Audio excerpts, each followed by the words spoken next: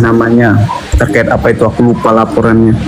Itu kita juga dan Bang Rapi memberikan analisis, bahkan sampai potong telinga kita kalau memang itu bisa naik, karena nggak masuk, nggak apa namanya, apa yang dilaporkan itu nggak masuk delik. Yang kedua, apalagi One Prestasi, aduh ini kacau, dia gugat One Prestasi RG ya, itu mendengar ini dengar, apalagi bukan hanya ada gugat apa namanya RG, tapi aku dengarnya Kejaksaan sama Polri pun digugat. Kemudian setelah itu baru dia minta pertolongan. Kan kacau konsepnya. Mungkin aku sih udah melihat gambaran sih kenapa kemudian dia melakukan gugatan One Prestasi. Mungkin dia ingin menghentikan pidananya, tapi ternyata pidananya tetap berlanjut karena mungkin objek yang digugatnya tidak sama dengan yang dipersoalkan di dalam pidana, makanya pidananya tetap lanjut. Tapi kalau objeknya sama, pasti pidananya dihentikan sampai ada putusan perdata. Udah terbaca sih terkait dengan teknik itu. Cuman menurutku dibandingkan masih masuk akal gugatannya PMH, perbuatan melawan hukum, dibanding One Prestasi kalau menurutku terkait dengan kasus Nikita Mirzani. Nah kemudian bisa diterangkan PMH itu kenapa harus dilakukan? Apa? Nggak bisa diterangkan nggak kenapa PMH itu harus dilakukan, dari sisi mana? Ya, dari sisi kerugian yang dilakukan ketika Nikita Mirzani misalnya ada merasa dirugikan di situ. Nah, disitulah masuk PMH-nya. Cuma dicari dulu apa kerugiannya. Masih masuk akal daripada One Prestasi. One Prestasi itu ingkar janji artinya. Ada prestasi yang nggak diselesaikan, kan seperti itu. PMH Kalau itu dasar hukumnya apa? ya 1365 KUH per 13.6 itu perdata kan? Nah, iya. Kamu bilang sama dengan One Prestasi pun sama, perdata juga, masuknya tetap dari arah situ. Tapi lebih masuk akal itu masuknya dari PMH. Cuman ini ya sebenarnya dari awal. Ini sabar dulu ya Ratu. Dari awal berjalannya kasus ini, misalnya dari tahap masih laporan lah. Sebenarnya upaya yang dilakukan oleh Nikita Mirzani ini bukan untuk melawan, tapi bagaimana caranya dia meminta maaf dan mengembalikan uang. Itu kan sebenarnya kamu ya. Itu ya, sebagai enggak mah, ini serius ini. Ini bagian daripada itikat baik yang dilakukan oleh Nikita Mirzani. Dengan kamu tahu nggak ketika dia meminta maaf. Nah, makanya kalau saya sebagai lawyernya pada saat itu, maka yang saya kejar tuh itu. Maka ada istilah restoratif justice atau penyelesaian di luar pengadilan. Justice itu hukuman di bawah 2 tahun. Musyawarah. Jadi restoratif justice itu bukan hanya di dalam pengadilan, di luar pengadilan pun upaya-upaya restoratif justice itu bisa dilakukan. Nah, itu sebagai itikat baik. Itu kan persepsimu, itu persepsimu ya. Enggak, ini kita berbicara tentang fakta, Ratu. Kita manusia silver. Dengarkan dulu. Ya, aku terima. Selesaikan dulu. Udah cukup karena terlalu banyak ini ya. Pertama ya, aku juga waktuku sedikit. Aku cuma butuh 10 menit. Aku cuma butuh 10 menit. Enggak, aku nggak mau. Aku nggak mau. Aku butuh 10 menit. Dengar ya. Aku cuma butuh 10 menit saja. Pertama kamu bilang tadi Fahmi itu salah mengambil langkah hukum. Apapun yang diambil beliau itu hak beliau dan itu atas persetujuan kliennya. Ya, itu yang pertama harus dicatat. Yang kedua, secara hukum restorasi justice itu sudah dilakukan dan itu gagal. Kenapa Nikita Mirzani tidak mau meminta maaf? Bisa saja jebakan berikutnya akan timbul. Dia meminta maaf, berarti betul dia memerah saya. Logika kita orang yang nggak tahu hukum. Kita bermain ini secara logika ya. Ya betul. Nah, ketika nanti dia meminta maaf, bisa saja nih rekamannya itu terjadi sekarang, dia direkam secara tidak izin dari orang lain. Dan kalian harus pahamin, yang menghubungi adalah RG yang minta ketemu dengan NM melalui siapa? Itu yang harus kalian pahami pertama. Yang kedua itu ya. Dan yang ketiga, kalau kamu sebut PMH, kita juga bakal melihat kenapa dilakukan One Prestasi. Karena apa? Di ujung dari rekaman itu nanti kalau ada kalau memang perlu diperpanjang, kita perpanjang telepon saya. Itu berarti ada kesepakatan. Ya. Jadi unsur itu yang diambil. Kenapa diambil itu wan prestasi? Itu pendapat saya. Dari sisi hukumnya saya nggak tahu, nanti Kak Sil yang menerangkan. Tapi kalau menurut aku, wan prestasi itu pun bisa dilakukan. Terus yang kedua, wan prestasi tergugat adalah RG. Turut tergugat, tolong ditelaah ya Kak Sil, kalau saya salah ya Kak Sil. Turut tergugat, dua instansi. Itu turut tergugat, itu terkait apa? Prosesnya, bukan mereka dituntut untuk membayar. Turut tergugat itu adalah prosesnya. Mereka cuma ditanyakan nanti. Tolong dipelajarin kembali. Aku sampai belajar dari beberapa pengacara. Bukan tergugat, turut tergugat, bukan mereka tergugat utama. Jadi ketika ada pengacara bilang 50-50 itu, aduh ngawur. Itu turut tergugat, harus dipahamin, bukan tergugat. Dan kemudian ketika perdata harusnya prinsipal itu hadir, tergugat dan penggugat berdua. Nanti dilakukan mediasi mereka oleh hakim perdata. Di antara mereka saja, tidak dilibatkan pengacaranya. 1 kali, 2 kali, 3 kali tidak ada kesepakatan, naiklah ke pengadilan perdata.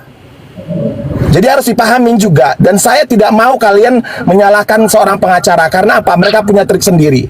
Kalau mau memberikan masukan, silakan. Tidak ada salah kita memberikan masukan. Dan kalaupun Kak Sil, aku berharap Kak Sil bisa masuk ke dalam timnya. Tapi apalah daya kita nggak bisa. Karena apa? Ketika Fahmi pun membuat tim baru, itu harus persetujuan kliennya. Tidak boleh, oh aku masukkan si ini, aku masukkan itu, tidak boleh. Harus ada persetujuan kliennya. Ya, tolong dipahamin itu. Jangan sampai kita berasumsi, terakhirnya menyudutkan seseorang. Itu tidak baik. Karena apa? Kita tidak berada di dalam itu. Dan kita tidak tahu apa yang sudah dilakukan di situ. Dan tolong buktinya cuma rekaman, tolong dipahami rekamannya. Siapa yang mencari dan siapa yang dicari. Siapa yang tujuannya memberikan uang dan tujuannya untuk apa. Saya tidak mau barang saya diripu tidak baik. Saya tidak mau ada keributan. Itu apa? Dan tolong dibaca juga, kesepakatan dalam perjanjian itu boleh secara lisan dan boleh secara tulisan. Itu. Dan kemudian rekaman itu yang sah itu, rekaman yang bisa menjadi barang bukti adalah rekaman yang tidak dipublikasikan, yang tidak disebarkan. Jadi tolong dipahamin juga itu. Mohon Kak Sil penjelasannya. Terima kasih. Aku apa dulu ya? Off mic dulu, terserah. Lanjut kalian. Aku mendengar saja. Oke Kak Sil, mungkin bisa dilanjut dan mungkin bisa ditambahin Kak Sil dari penjelasan mabuk. Saya tunggu, aku boleh nanya Kak? Sebentar dulu, sebentar. Untuk orang awam ya, bagi saya Ratu ini udah cerdas sekali menyusun rangkaian kata-kata itu dan itu pas sesuai. Tapi untuk saya sendiri nanti saya di akhir siapa orang yang mau debat sama saya mengenai pasal-pasalnya, jangan cuma nebak-nebak ya tanpa mengetahui asal muasal ceritanya. Yang saya herankan kenapa polisi ini menerapkan beberapa undang-undang tentang TPPU ya, korupsi, kemudian undang-undang ITE dan KUHP 368. Itu saya mau siapa saja yang berani debat sama saya persoalan unsur pidananya di mana terhadap Nikita Mirzani ini gitu loh. Ya kalau untuk penjelasan dari Ratu apa sih Butik ya, udah keren sekali, keren banget. Silakan Gustaf. Begini Kak, pertanyaannya begini. Pada saat penyerahan uang itu mereka face to face atau memang ada kesepakatan lewat via komunikasi Kak? Karena itu tanya sama Ratu ya, beliau tahu persis itu. Nah, izin Bang, itu kira-kira pada saat transaksi itu mereka face to face atau via alat komunikasi Bang, ataupun WA ataupun telepon atau bukti transfer, gimana Bang? Yang harus dipahami kembali, ya, yang harus dipahami kembali, yang berkomunikasi adalah IM, Mail ya. Jadi tidak ada pertemuan antara RG dan NM secara langsung. Oke baik, udah terima kasih Bang. Jadi Ya, gini, itu. kalau menurut pandangan bukan Kak Sil, ini ada intervensi hukum pihak ketiga. Menurut pandanganku memang pas kakak bilang dari awal tadi, bisa saja pada saat proses persidangan ataupun pada saat pembacaan berkas atau dakwa itu memang Nikita Mirzani bisa saja tidak terlibat dalam pasal 368 berdasarkan undang-undang hukum pidana yang berlaku di Indonesia. Kenapa? Seperti maaf ya, kayak Lodes juga ya, di penjara itu kan masih banyak orang yang nipu secara online menggunakan pihak ketiga. Jadi memang iyalah bisa saja si Nikita Mirzani ini tidak terlibat. Tapi pertanyaannya gini Kak, apabila nanti Nikita Mirzani terbukti tidak terlibat, itu kan pencemaran nama baik nih Kak. Intervensi apa yang dilakukan dia dan apa yang dilakukan pihak yang ketiga tadi yang mengatasnamakan Nikita Mirzani? Itu aja pertanyaan Kak. Kalau aku bukan pengacaranya Gustaf, jadi aku nggak nyampe ke sana. Ya, jadi aku bukan para pihak, tidak bisa aku ke sana. Yang aku inginkan adalah kita diskusi persoalan pasal-pasal yang disangkakan kepada Nikita, itu baru keren. Jangan lagi narasi. Dimulai aja Kasil pembahasannya soal pasal tergugat. Kita mulai dengan pasal yang paling berat sekali ya, TPPU ya. Silakan coba. Jangan dari situ Kasil, dari T-nya dulu kita, dari primernya, dari awal pasal awal. Nggak bisa. Karena TPPU itu kan berkaitan soal tindak pidana awal. TPPU itu ya tidak ada kaitannya Iya, dengan jangan pasal TPPU awal. dulu, pemerasanan dulu, baru nanti kita masuk ke TPPU terakhir. Kalau TPPU itu sebentar, TPPU itu tidak wajib dibuktikan terlebih dahulu tindak pidana asalnya, sayang. Jadi silakan TPPU-nya dulu. Terus Kak Kasil izin sebenarnya masalah tindak pertama itu adalah pemerasan. Terus kemudian yang kedua adalah pengancaman. Yang ketiga TPPU. Karena dari dua delik pertama ini dengan delik TPPU itu agak rancu kalau menurut aku. Iya, ya makanya karena apa? inilah Itu yang rancu. kita... Nah, rancu. Ya, nah TPPU itu harus kalian pahami kembali, itu harus didetailkan kembali itu duit asalnya dari apa. Siapa memberikan, siapa yang mentransfer, siapa yang menginginkan dan digunakan untuk apa. Dan asal duit itu dulu pertama. Nah, yang kemudian itu akan sangat sulit dan itu cukup lama. Dan kenapa Nikita Mirzani sampai ditahan? Karena ada TPPU-nya. Ya, karena ada TPPU-nya, itu ancaman hukumannya 20 tahun. Jadi kalau menurut aku TPPU itu Jangan so tahu Nikita Mirzani ditahan karena TPPU. Lu dasarnya dari mana Ratu lu ngomong gitu, Boti? Nah, Lu dasar biar ancaman hukumannya 20 tahun. Biar Kasil dulu yang diskusi. Nggak boleh begitu, Raffi. Raffi nggak boleh Biar Kasil yang diskusi. Jangan kebiasaan mengecilkan orang lah, Raffi. Ngasal banget ngomongnya Boti ini. Enggak. Sekarang begini, kalau Itu masalah penahanan nggak bisa dikaitin ke situ. Ya, kasus penganiayaan pun bisa aja dia dilakukan penahanan, itu harus dididik. Kalau kamu Itu bicara sama saya, harus dididik, belajar lagi buat. jangan begitu. Yaudah Kasil, kita mulai dulu dari pasal 27 kasih undang-undang ITE. Begini loh, sebentar. Kalau tindak pidana pencucian uang itu tidak wajib dibuktikan terlebih dahulu tindak pidana asalnya seperti kalian sebutkan, tidak wajib. Makanya mari satu persatu, tapi saya ingin yang paling tinggi ini dulu karena ini yang paling berbahaya, begitu loh. Jadi tidak wajib yang pasal-pasal lain kita singkirkan dulu, yang ini aja dulu kita bahas. Kita bahas sampai titik dari penghabisan, gitu loh. Ini yang paling tinggi sebenarnya. Ya, Izin silakan Kasil, Raffi. karena setahu saya TPPU itu kan ancaman hukumnya 20 tahun ya. Kalau pemerasan itu aku nggak tahu Kasil apakah di bawah 5 tahun atau tidak. Tapi pada utamanya penahanan itu pasti biasanya dilihat dari hukuman ancaman hukuman tertinggi, benar ya? Betul. Nah, itu pasti dilihat dari yang 20 tahun. Ya makanya Jadi itu yang saya katanya bahas. ya ada pemerasan, ada pengancaman itu karena pasti kesampingannya dilihat TPPU-nya. Terus kemudian begini. Nah, kenapa itu dilakukan? Aku rasa ada unsur yang memang mereka lihat karena ada transferan. Nah, nanti akan dibuktikan kembali semua itu detailnya.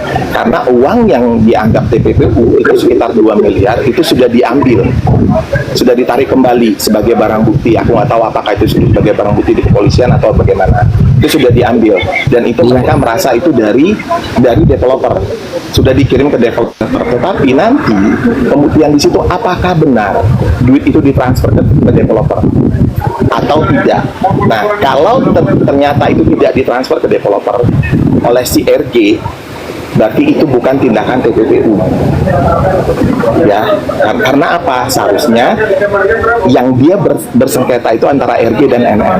Nah, dia memberikan NM menggunakan duit ini. Dia transfer kemana-mana sebagai pembuktian duit, itu baru TPPU namanya. Tapi ketika yang bersangkutan langsung, ya kan, itu tidak bisa dianggap TPPU itu kalau menurut saya, karena saya belajar sedikit-sedikit kecil. Nah, TPPU ini kembali harus dipahamin. Duit nanti ditanya nih, duit kau ini asalnya dari mana? Kenapa duit ini kau berikan? Ada alasan apa kau memberikan duit ini? Kenapa harus sampai ada terjadi kamu memberikan duit? Apa yang terjadi? Baru nanti itu dikaitkanlah dengan pemerasan yang diajukannya. Kalau memang dia dibilang saya takut kalau ini direview, berarti kan tidak ada unsur pemerasan karena dialah yang mencari. Pengancaman apa? Semua orang bisa kok mereview dari produk orang. Contohnya, orang-orang bilang bisa kok, aku juga bisa. Ternyata produk ini tidak cocok di kulit aku. Dan kalau memang ternyata secara hukum kemedisan atau hukum dari BPOM ternyata barang yang dia jual itu barang yang tidak boleh diperjualkan secara bebas, boleh dong dibuka. Nah, itu ancaman yang mana? Itu dia harus buktikan. Jadi TPPU Ya dibuka aja, nggak usah minta duit. Loh, sekarang gini, yang menawarkan Nggak usah minta siapa? duit. Enggak, yang menawarkan itu. siapa? Enggak. Kok penawar? Yang menawarkan siapa? Menawarkan apa? Siapa? Yaudah, Reza Gladys menawarkan apa? Ayo. Duit. Siapa yang Menawarkan Kamu duit. pahamin dulu itu isinya. Putar Iya. video rekamannya, putar. Loh, sebut Putar. aja Kak Mail, bukan ke Nikita Ya, Mirzani. sebut aja namanya, Reza Gladys ini menawarkan duit. Lu bilang di mana? Di mana? Buktiin sekarang. Kalau menurut Gua aku kasih dia uang, menawarkan gua kasih duit, uang sebut balik lu. aja. Gua kasih uang balik. Sebut aja berapa Mail. Sebut aja, nggak apa-apa kok. Ya, Oh, itu nggak sebelumnya bisa, pernah Kak. dibilang Sebut kalau mau aja. tutup mulut kasih duit, bos. Loh, kalau memang Itu dia makanya orang keluar, pintar, dia nggak- makanya keluar angka Nih, nominal dengar. di situ.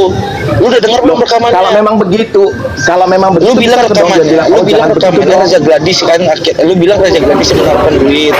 Nah, lu tunjukin faktanya sekarang nih di kita semua sekarang, lu buktiin kalau lu cerdas, buktiin. Lu buktiin Sekarang mana? gue tanya sama lu, sebelum dia bilang, loh, kalau memang begitu, apa yang harus aku lakukan? Apa yang harus aku perbuat? Astaga, lu bilang Reza Ada Gladys kan? menawarkan duit. Ya Buset, itu dah. perkataannya. Yang mana? Perkataan yang mana? Kalau si Mail kan jelas itu dia minta uang. Loh, makanya kamu terangin dulu sebelum Mail ngomong begitu kan dia Lu bilang, jangan lalu-lalu. ini kita berdebat ya. Coba makanya. Lu bukan langlong-langlong. Di Gua mana? sebutkan Di kembali. Lu mana? kan- Dengerin kalimat gue Kan baik-baik dia deh. Lu kan sebutkan bisa apa yang harus- lu bisa denger nggak? Lu bisa denger nggak? Pertanyaan gue ini cuma satu. Gua dengar. Jangan debatnya, Pertanyaan gue jangan cuma berisik satu. dong. Raffi, Gua dengar, Raffi gua pernah dengar. dengar Sabar. nggak? Raffi pernah dengar Buset, nggak? Sami, tadi dulu gue lagi ngomong sama si Boti. Enggak, Boti, tunggu dulu gua Pak lagi- Sami. dulu, Pak Sami, udah. satu Udah. doang, Enggak, doang. Satu doang. Gua jawab, Pak Sami, gua jawab. Mana? Enggak. Yang biar minta Mas jawab. ditransfer Nah, dia oke. nggak mau. Ini tadi apa sih? Ini kita lagi bilang pernyataan dari si Boti bilang kalau Reza Gladys yang menawarkan uang. Nah, ini gue bilang kenapa dia menawarkan uang, gue jawab lu ya.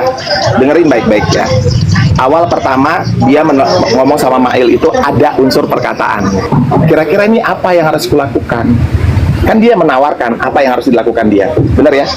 Lu ngerti bahasa Indonesia Mail nggak? Berarti dia menjawab. nanya itu nggak menawarkan uang. Lu pas lu ngomong gitu tadi, Loh. Sekarang gua tanya sama lu, kalau lu di mana orang masa nggak dengar dulu. tahu itu bahasa Bisa gua Indonesia jawab yang nggak? benar gimana sih Bisa artinya? gua jawab nggak? Bisa gua jawab nggak sama lu? Bisa gua jawab nggak? Bisa Ya, lu nggak? tadi Ntar udah jawab, lu gua tadi udah jawab dulu tapi pertanyaan ngomongnya lu. begitu. Lu bilang itu nawarin duit kan lu Bisa itu, gua jawab ketahuan nggak gua nih. pertanyaan? Bisa nggak gua jawab pertanyaan lu? Ya bisa nggak gua jawab pertanyaan lu? Mau dia menawarkan mau bentuk uang kah, mau bentuk apakah, pasti Mail mengatakan ya seorang Nikita Mirzani kalau mau uang tutup mulutnya ya silakan gunakan ini, bukan ya unsur pemerasannya di mana menurut lu? Coba lu jawab. Coba Unsur Kamu jawab, unsur pemerasannya di mana? ya di saat si Mail ini mengetahui bahwa itu ada produk yang dilakukan Reza Gladys adalah overclaim, ya, lalu dipergunakan Bukan dia untuk overclaim. mencari, Bukan sabar, overclaim. ya udah intinya nggak Bukan bener lah, overclaim. sabar, Dah, ya lanjut. intinya nggak bener tuh Lanjut. barang, ya. Nggak ada. Buat tangkap nanti overclaim tuh. Buset. Iya. Di saat itu lalu Lanjut. dia bilang ke si yang punya produk itu, ini barang akan disepil nih, ya kan? Intinya tujuannya itu, karena sebelumnya sudah ada statement itu dari Nikita Mirzani di media-medianya. Lalu pihak Reza Gladys bertanya ini, minta tolong jangan dilakukan seperti itu. Nah, si Mail bilang, Oke, gua tangkap. buset, Ismail bilang kalau misal mau tutup mulut ya dikasih duit, tutup mulut, paham nggak lu? Ya, aku udah Dasarnya apa Mail? Dasarnya apa Mail minta uang itu ke si Reza Gladys? Nah, oke ya. Boleh gua jawab pertanyaan lo? Jawab lah. Pernyataan lo? Pertanyaan pertama, itu bukan overclaim. Buset, itu Ada lagi yang beberapa dibahas. produk dia. Ngapain lu bahas? Intinya salah, nah, Gua anggaplah kan salah. terang. Menurut Nikita Mirzani Gua salah terang. gitulah produknya. Bukan salah, bukan menurut dia salah. Memang itu barang tidak boleh diedarkan. Iya, udah itu, udah terus. Oke, nah, terus lu bilang kan si Mail kan menentukan harus tutup mulut, ya kan? Karena lu bilang tadi dalam konsep apa itu yang kedua lu sampaikan tadi? Boleh ingetin gue nggak? Yang kedua lu sampaikan tadi, Yang mana? bahwasanya dia meminta uang